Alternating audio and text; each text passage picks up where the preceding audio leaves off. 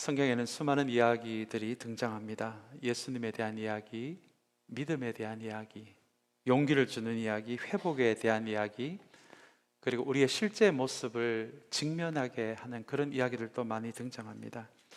진실한 사랑에 대한 이야기, 죄에 대한 이야기, 위선에 대한 이야기, 그리고 이웃에 대한 이야기도 성경에 넘쳐납니다. 성경뿐만 아니라 우리의 삶에도 많은 이야기들이 있습니다. 기쁜 이야기, 또 숨기고 싶은 이야기, 가슴 벅찬 이야기, 상처받은 이야기, 생각만 해도 한숨이 나는 이야기, 우리의 가슴이 먹먹해지는 그런 이야기들이 우리의 삶에도 가득 차 있습니다. 여러분, 신앙이란 무엇입니까? 이 이야기의 관점에서 신앙을 본다면 신앙이라는 것은 우리의 이야기가 하나님의 이야기와 만나서 그 하나님의 이야기가 우리의 이야기 속으로 스며들기를 시작할 때 마치 시실과 날실이 만나서 옷감이 되는 것처럼 하나님의 이야기와 우리의 이야기가 마치 시실과 날실처럼 만나서 그렇게 만나게 될 때 신앙의 옷감이 만들어지는 것입니다. 그래서 많은 분들은 신앙을 정의를 할 때 신앙은 만남이다라고 이야기를 합니다. 우리의 이야기가 하나님의 이야기와 만나지 않고서는 스며들지 않고서는 결코 신앙이 시작되지 않기 때문에 그렇습니다. 우리는 2024년도를 시작하면서 우리 첫 두 달을 이 마가복음을 통해서 예수님을 만난 사람들의 이야기라는 시리즈의 말씀을 우리가 오늘 함께 세 번째 시간으로 대하고 있습니다. 오늘 이 시간을 통해서 또 한 사람의, 한 여인의, 예수님을 만난 한 사람의 이야기를 대할 텐데요, 오늘 이 예배 시간을 통해서 이 여성의 이야기가 그저 듣고 허공에서 사라지는 이야기가 아니라 이 이야기 가운데 주님께서 우리에게 들려주고 싶은 이야기가 우리의 삶의 이야기와 만나고 스며들어서 다시 한번 오늘 이 예배 시간을 통해서 신앙이라는 또 예쁜 옷감이 하나 만들어지는 그런 은혜가 있는 이 시간이 되시기를 간절히 소망합니다. 우리 정채봉이라는 시인이 있습니다. 이 시인이 만남이라는 시를 지었는데 우리 이런 내용입니다. 제가 간단히 소개시켜 드리겠습니다. 가장 잘못된 만남은 생선과 같은 만남이다. 만날수록 비린내가 묻어오니까. 가장 조심해야 할 만남은 꽃송이 같은 만남이다. 피어 있을 때는 환호하다가 시들면 버리니까. 가장 비천한 만남은 건전지와 같은 만남이다. 힘이 있을 때는 간수하고 힘이 다 닳았을 때는 던져버리니까. 그리고 이분이 이야기하는 가장 아름다운 만남이 이제 이 시의 마지막 부분에 소개됩니다. 가장 아름다운 만남은 손수건과 같은 만남이다. 힘이 들 때는 땀을 닦아주고 슬플 때는 눈물을 닦아주니까 라는 내용입니다. 오늘 이 예배 시간을 통해서 다시 한번 우리 한 여성의 이야기와 우리가 이제 만날 텐데요, 이 여성의 이야기를 통해서 다시 한번 하나님과의 우리의 만남이 오늘 이 시인이 이야기하는 손수건과 같은 만남이 되어서 다시 한번 우리에게 격려를 주고 위로를 주고 힘을 주고 믿음을 주는 그런 귀한 만남의 시간이 되시기를 간절히 소망합니다. 이제 우리 본문으로 좀 들어가 볼까 하는데요, 우리 24절 25절의 말씀은 이 본문의 배경이 담겨져 있는 말씀입니다. 우리 이 본문을 좀 잘 이해하기 위해서 24절 25절 말씀을 제가 먼저 한번 읽어드리겠습니다. 그래서 예수께서 그와 함께 가셨다. 큰 무리가 뒤따라오면서 예수를 밀어댔다. 그런데 12해 동안 혈루증을 앓아온 여자가 있었다. 이 여성이 우리가 잘 아는 대로 예수님의 뒤에서 옷자락을 만지면서 예수님과의 만남이 시작되는 그 이야기가 오늘 우리가 읽은 이 본문의 배경입니다. 근데 여러분, 오늘 이 본문에 등장하는 여성을 보시면 병명이 나오죠. 혈루증입니다. 요즘 말로 하면 하혈입니다. 여러 가지 원인이 하혈의 원인이 될 텐데요, 오늘 본문은 이 여성이 왜 이렇게 오랫동안 12년 동안 하혈을 하고 있는지 자세한 병명은 말하고 있지 않지만 여러 가지 이유를 통해서 12년 동안이나 이 혈루증을 앓고 있는 이 여성을 소개합니다. 그런데 여러분, 구약의 율법을 우리가 자세히 좀 들여다보면 이 여성이 하혈하는 것을 구약의 관점에서는 부정하다라고 그렇게 판단을 했습니다. 이 부정한 기간 동안에는, 그날에는 안식일에 예배를 드릴 수가 없었고요, 그리고 하혈을 하는 동안에는 다른 사람을 만날 수가 없습니다. 우리도 코로나 때문에 격리를 했던 그런 경험들이 다 있어서 아마 이 격리의 의미를 아실 것 같습니다.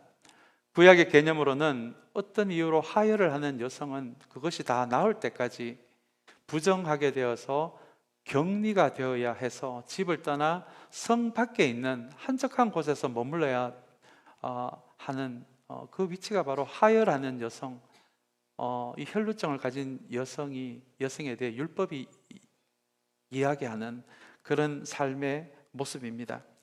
그리고 또 한 가지 우리가 이 혈루병에 대해서 한 가지 기억해야 할 것은, 이 혈루병 걸린 여성이, 하혈하는 여성이 다른 사람에게 접촉이 되는 순간 그 사람도 부정하게 되어서 일정 기간 동안에 예배를 드릴 수도 없고, 또 그 사람도 다른 사람과 만나면 안 되기에 격리가 되어야 하는 그런 병으로 인식을 했던 것이 예수님 시대 혈루증 걸린 사람들의 삶이었습니다.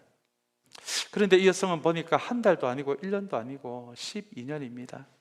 아마 누군가의 어머니였고 누군가의 딸이었고 누군가의 아내였을 텐데요, 한 달도 아니고 12년이라고 하는 것은 모든 가족들과 친척들과 동네 사람들과의 모든 관계가 끊어져서 성 밖에서 계속 이 병을 가지고 있는 동안에는 성 밖에서 살아야 했던 존재, 그 사람이 오늘 본문에 등장하는 혈루병을 앓고 있는, 혈루증을 가지고 있는 이 여성의 삶의 모습입니다. 자, 우리 이 여성에 대해서 마가는 어떻게 이야기를 하는지 우리 26절 말씀 우리 한번 볼까요? 26절 말씀이 조금은 의미가 있는 말씀입니다. 26절 말씀 우리 한번 같이 읽겠습니다. 여러 의사에게 보이면서 고생도 많이 하고 재산도 다 없앴으나 아무 효력이 없었고 상태는 더 악화되었다라고 이야기를 합니다. 근데 여러분, 저는 이 26절을 읽으면서 마가가 이 여성에 대해 설명하는 것을 조금 읽으면서 자세히 좀 묵상하면서 제 마음이 따뜻해지는 것을 느꼈습니다. 왜냐하면 예수님 시대 때 이 혈루증에 대한 인식이 부정적이었기 때문에 아마 동네 사람들은 이 여성을 잘 알고 있었을 것이고요, 그리고 이 여성에 대해서는 그저 율법에 의하면 부정한 여인, 그래서 격리가 되어야 할 사람, 그렇게만 아마 이 여성에 대해서 생각했을 것입니다. 그런데 여러분, 26절을 보시면 마가는 이 여성을 부정한 여인, 격리되어야 할 여인으로 묘사하지 않고요, 이 여성이 12년 동안에 어떻게 살았는지를 이 한 구절의 말씀을 통해서 이 여성의 아픔에 초점을 맞추고, 이 여성이라는, 이 여성, 12년 동안 혈루병을 앓아온 이 여성 자체에 초점을 맞추고 설명한 것이 바로 26절의 말씀입니다. 이 여성은 그저 부정한 여인이 아니라 고생도 많이 했고, 또 치료하는 과정에서 재산도 다 잃어버리고, 그렇지만 아무 효력도 없었고 상태는 더 악화되어져 가는 그런 여성이다라고 마가는 그렇게 이 여성을 설명을 합니다.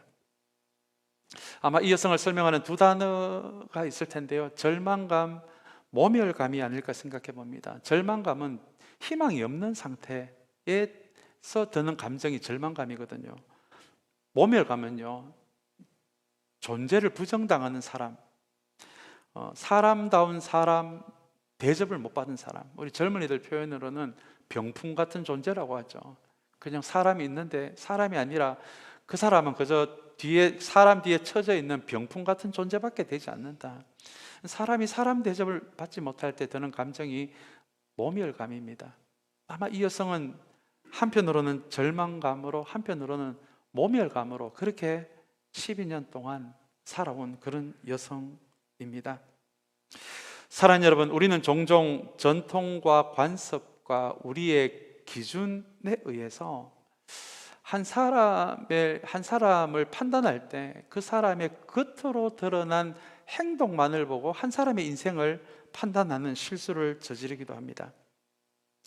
한 사람을 이야기할 때는 그 사람의 아픔을 좀 볼 줄 알아야 되는데 무엇 때문에 이렇게 피를 흘리면서 살아가고 있는지, 이 사람이 가지고 있는 절망과 모멸감이 무엇인지 그것에 대해서는 이해를 하지 못하고 그저 겉으로 드러난 한 사람의 행동을 가지고 저 사람은 저렇다 이렇다라고 우리는 너무 그렇게 쉽게 판단하지 않습니까? 그 시대 이 혈루병을 가진 여성에 대한 사람들의 자세가 그런 자세였거든요. 이 여성이 어떤 아픔을 살아왔고 누군가의 아내고 누군가의 딸이고 누군가의 어머니였을 텐데 율법에 의하면 하혈하는 여성은 부정한 여성이니 격리되어야만 한다.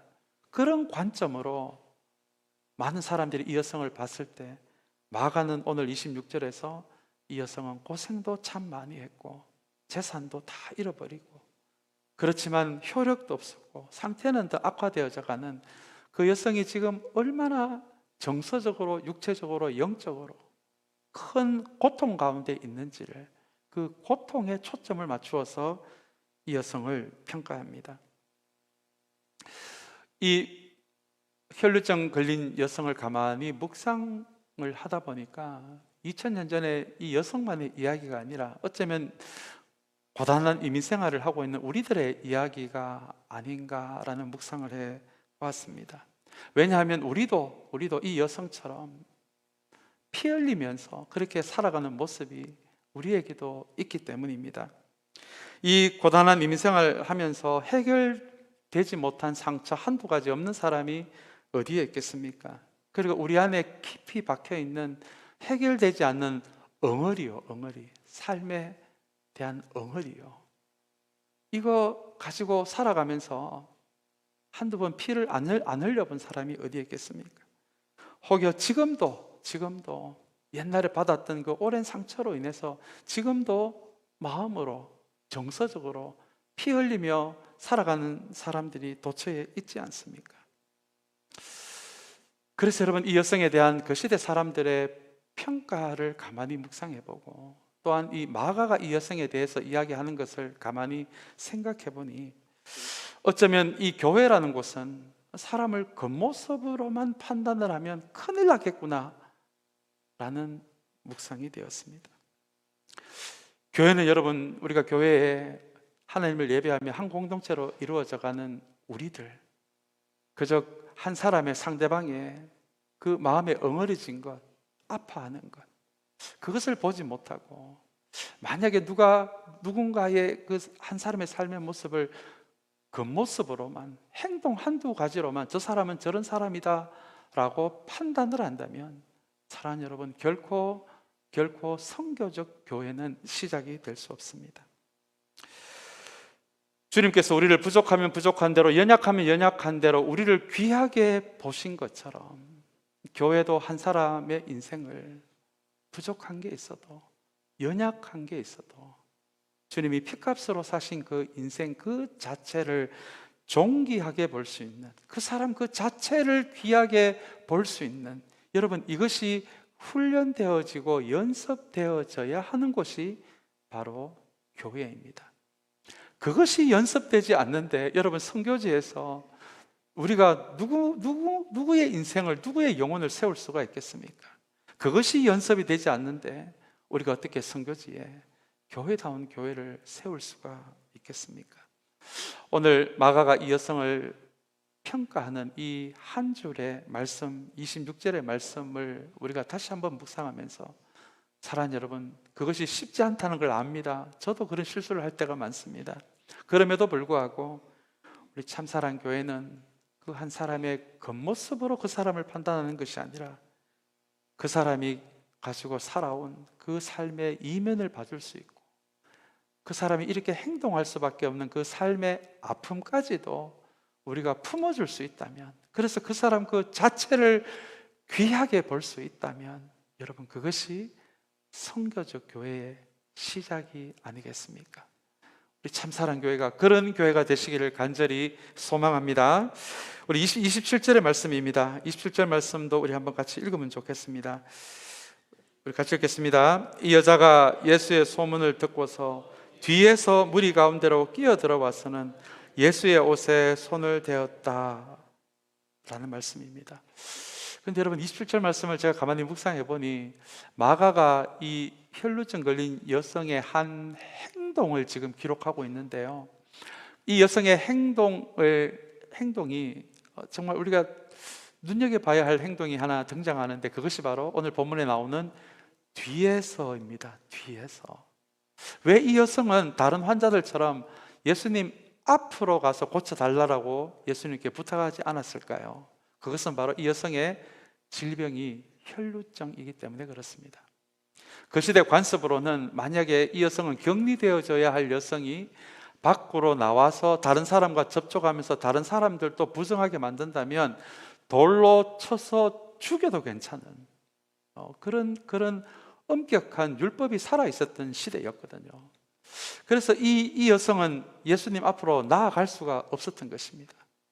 이분이 정말 내 병을 고쳐줄 수 있는 분이라면 내가 뒤에서 옷자락에만 손을 대도 내가 낫지 않을까라는 그런 마음으로 예수님을 앞으로 가서 만난 것이 아니라 뒤에서 그래야 사람들이 자기를 볼 수가 없으니까요. 아마 천 같은 것을 뒤집어 썼을 것입니다. 자기를 알아보면 안 되니까. 그리고는 숨 죽이면서 한 걸음 예수님 뒤로 가서 예수님의 옷자락에 손을 뻗었던 것이 지금 27절에 나오는 이 여성의 모습입니다. 칠레의 화가 가운데 다니엘 카리올라라는 사람이 있습니다. 이 사람이 이 장면이 아마 굉장히 감동이 되었던 것 같아요. 그래서 그림을 하나 그렸는데, 예수의 옷에 손을 댄 하여라는 여자라는 그런 제목으로 그림을 그린 것이 방금 화면에 소개되어지고 있는 이 그림입니다. 지금 흰 옷 입고 우리 발이 보이는 분이 누구실까요? 예수님이십니다. 그런데 그 옆에 손이 하나 이렇게 그죠? 나옵니다.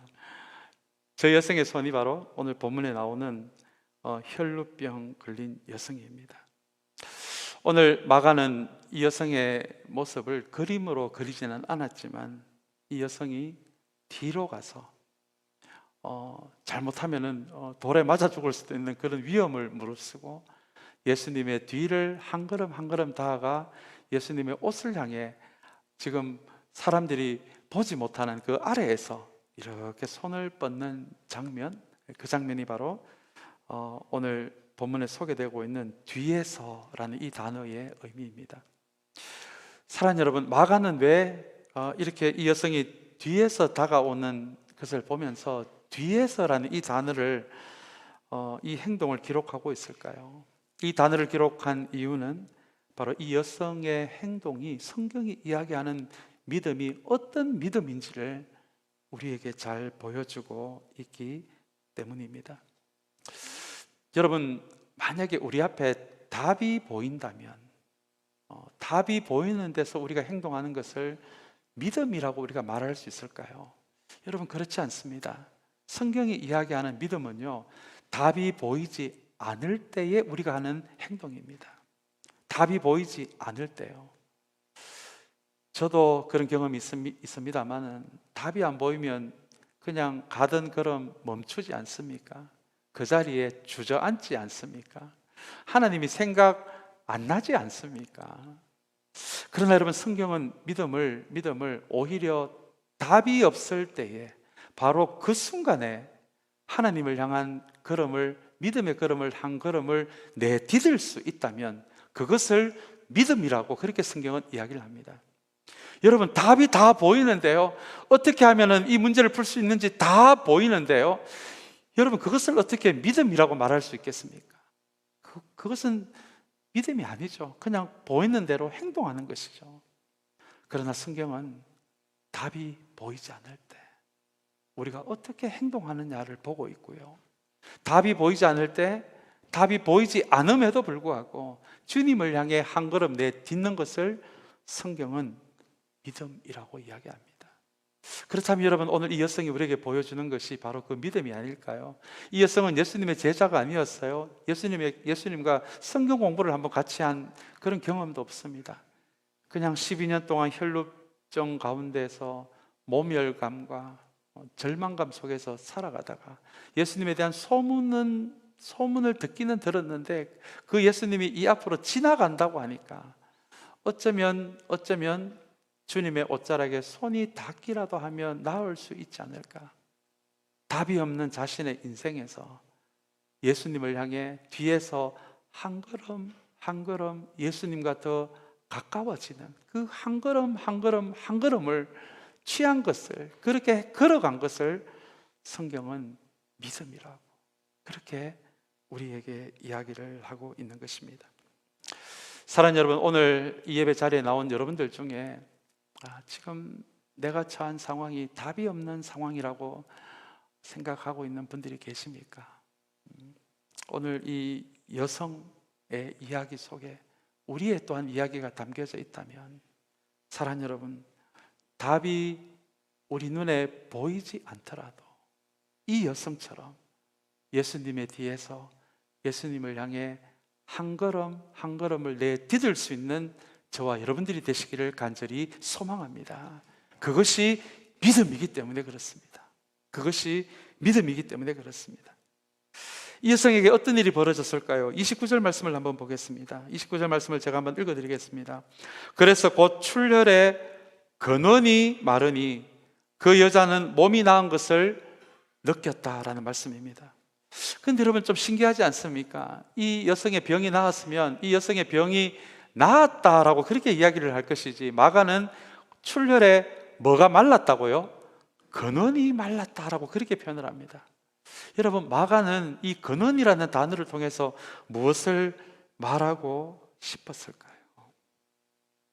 방금 이 여성이 이 예수님을 통해 그냥 일시적인 그런 정세의 호전이 아니라 온전히 치유받았음을 출혈의 근원이 말랐다라고 이렇게 표현을 하고 있는데요, 이 근원이라는 이 표현을 통해서 마가가 다시 한번 이 시대 우리들에게 전하고자 하는 말은, 우리가 어떤 인생의 문제를 가지고 있든지, 우리가 어떤 영혼의 문제를 가지고 있든지, 이런저런 사람이 아니라 우리가 정말 예수 그리스도를 만날 수가 있다면, 그리고 오늘 마가복음이 이야기한 대로 그 예수를 깊게 만나고 진실되게 만나고 친밀하게 만날 수 있다면, 그 만남이 일어날 수 있다면, 주님께서 우리의 인생의 어떤 문제든지, 우리의 영혼의 어떤 문제든지 그것을 근원에서부터 시작되는 그 치유와 회복이 우리에게 있을 것이다.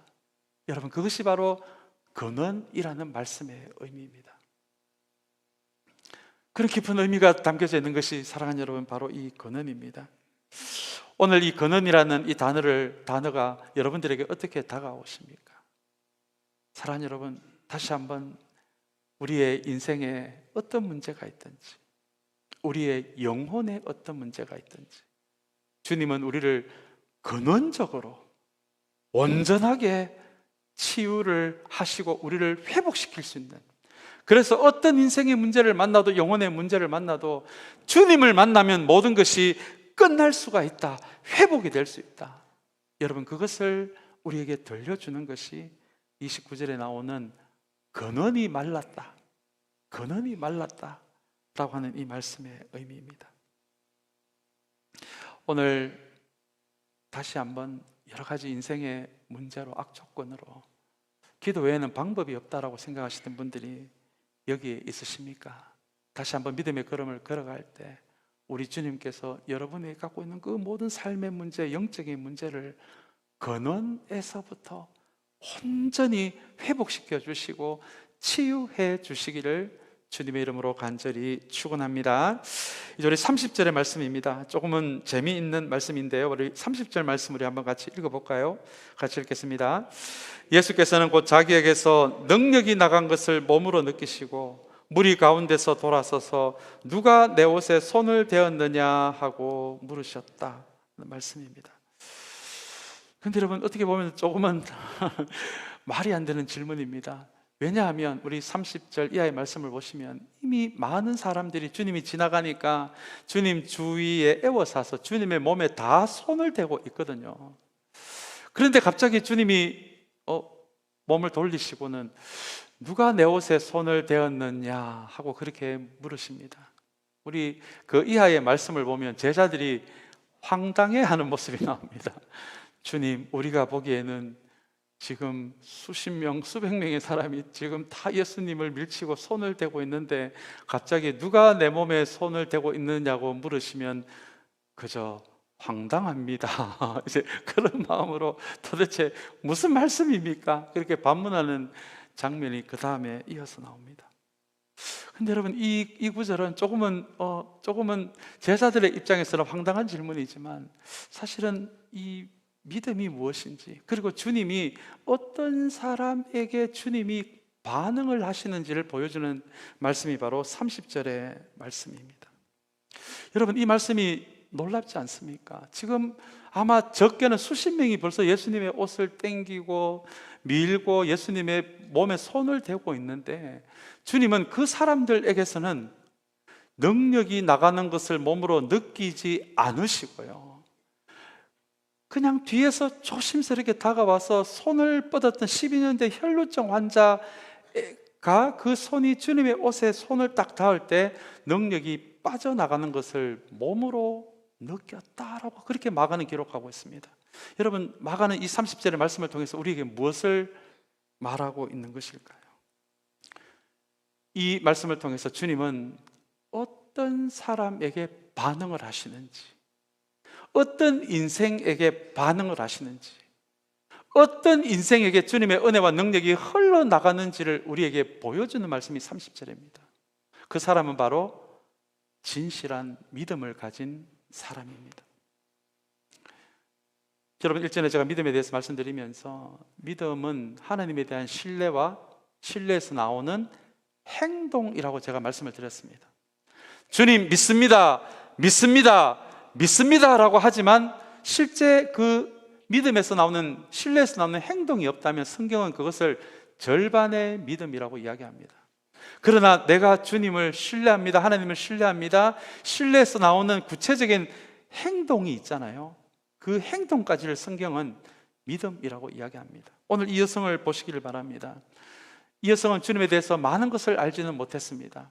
그러나 주님이 내 병을 치유할 수 있다는 신뢰는 있었어요.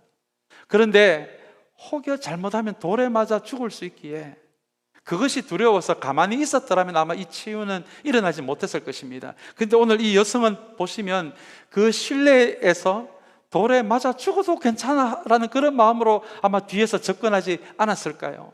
실제 예수님에게 한 걸음 한 걸음 나아가는 그 행동까지, 예수님에 대한 신뢰, 예수님을 향한 행동까지가 이 여성에게서 나오기 시작하니까 예수님은 누군가가 믿음으로 나에게 접근하고 있고 행동하고 있다는 것을 주님이 알아채는 장면이 바로 30절의 말씀입니다. 여러분, 이거 놀라운 말씀이 아닙니까? 혹여 우리 가운데 정말 기도에는 답이 없다라고 생각하시는 분들이 계십니까? 그렇다면 주님에 대한 신뢰가 여러분들에게 있다라면 오늘 이 여성처럼 주님을 향해 한 걸음 한 걸음 걸음을 때는 실제적으로 주님을 향한 그 걸음을, 행동을 시작하는 은혜가 여러분들에게 있게 되기를 간절히 소망합니다. 왜냐하면 그 행동이 시작될 때 오늘 이 말씀에 의하면 주님은 아신다는 거예요. 누가 자신만을 위해서 나에게 접근하는 건지, 누가 진짜 믿음을 가지고 행동하고 있는지를 주님은 알아채신다는 거예요. 그리고 누가 그런 마음으로 나에게 다가오고 있는지도 아신다는 거예요. 그리고 누가 와서 나에게 손을 뻗고 있는지도 주님은 아신다는 거예요. 사람은 몰라도. 그것이 바로 30절의 말씀에서처럼 자기에게서 능력이 나간 것을 몸으로 느끼셨다. 여러분, 이거 대단한 말씀 아닙니까? 대단한 말씀 아닙니까? 주님이 다른 것은 몰라도 진실한 믿음으로 행동하는 사람은 아신다는 것이고요, 나에게 다가오고 있다는 것도 아시고, 그리고 그 사람에게 주님의 능력과 은혜가 흘러나간다라는 것도 주님은 알고 계신다. 그 말씀이 바로 30절의 말씀입니다.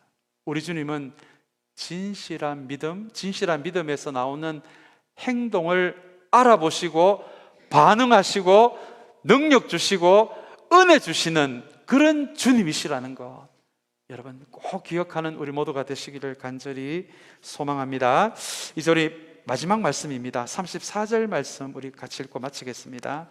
우리 같이 읽겠습니다. 그러자 예수께서 그 여자에게 말씀하셨다. 딸아, 내 믿음이 너를 구원하였다. 안심하고 가거라. 그리고 이 병에서 벗어나서 건강하여라 라는 말씀입니다. 이 여성을 고쳐주신 주님의 목적이 그저 병에서 치유하는 것만이 주님의 목적이었다면 주님은 이 34절 말씀을 하지 않으셨을 거예요.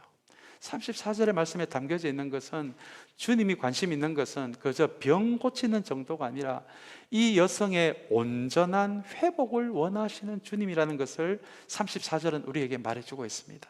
그 여성의 감정까지도요, 마음까지도요, 영혼까지도 온전히 치유가 되고 회복이 되는 것이 주님이 그 여성을 향한, 우리 모두를 향한 마음이라는 것을 가르쳐 주는 것이 34절의 말씀입니다. 먼저 34절에서 주님은 이 여성에게 뭐라고 이야기를 합니까? 딸아라고 이야기하잖아요. 그 시대에 누군가를 향해 딸아라고 말하는 것은 굉장히 친밀감 있는 표현입니다. 아마 이 여성이 12년 동안 들어보지 못한 이야기였을 거예요. 격리가 되어야 했기 때문에. 이 여성이 누군가의 어머니였고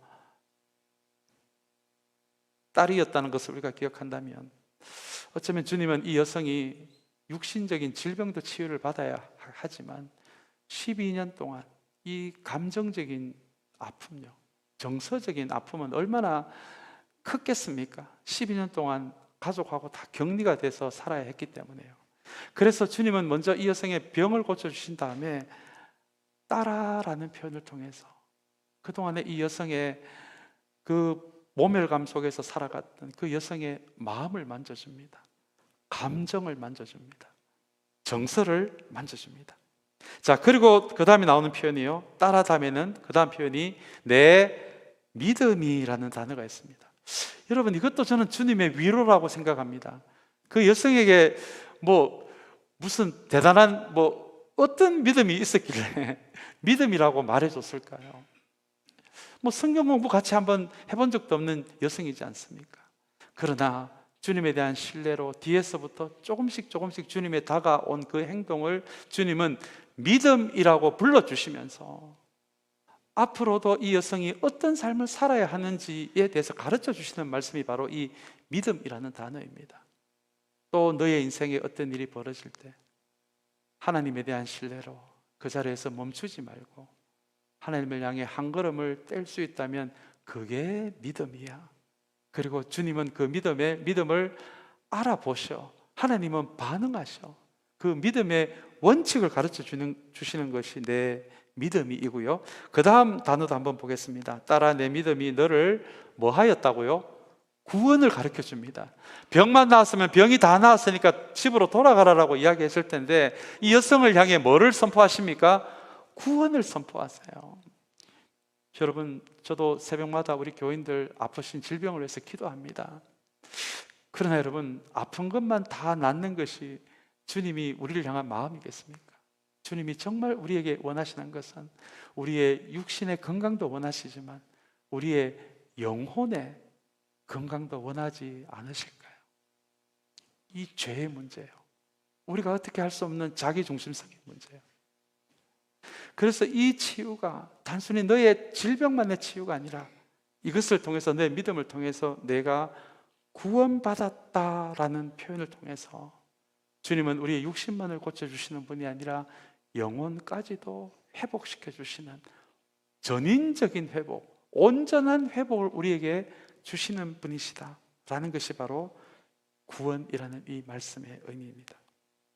이를 통해서 단순히 육신의 질병뿐만 아니라 감정을 만져주시고 마음을 만져주시고 영혼을 만져주시는, 그래서 이 여성이 모든 면에서 건강하게 살아가기를 원하셨던 것이 이 여성을 향한 주님의 마음이었습니다. 이제 말씀을 맺습니다. 사랑하는 여러분, 오늘 이 여성의 이야기가 그저 허공에 없어지는 이야기가 아니라면, 그리고 이 여성의 이야기를 통해서 하나님의 이야기가 우리의 이야기와 만나야 되는 이야기라면 우리는 무엇을 배워야 할까요? 이 여성의 행동하는 믿음이 아닐까요? 주저앉는 믿음이 아니라 주님을 향해 답이 없음에도 불구하고 한 걸음 한 걸음 내딛는 그런 믿음이 아니었을까. 우리 2024년도를 시작하면서 선교적 교회, 다른 사람을 세워주고 선교지의 교회를 세우는 것 너무너무 중요한 일이지만 사랑하는 여러분, 하나님은 우리가 먼저 회복되기를 원하십니다. 많은 분들이 착각을 하세요. 우리가 열심히 일하는 걸 하나님이 원하신다고 착각을 하세요. 물론 그거는 어떤 지점에 우리가 해야 될 모습입니다. 그러나 주님은 이 여성을 향해서 먼저 따라라고 불러주십니다.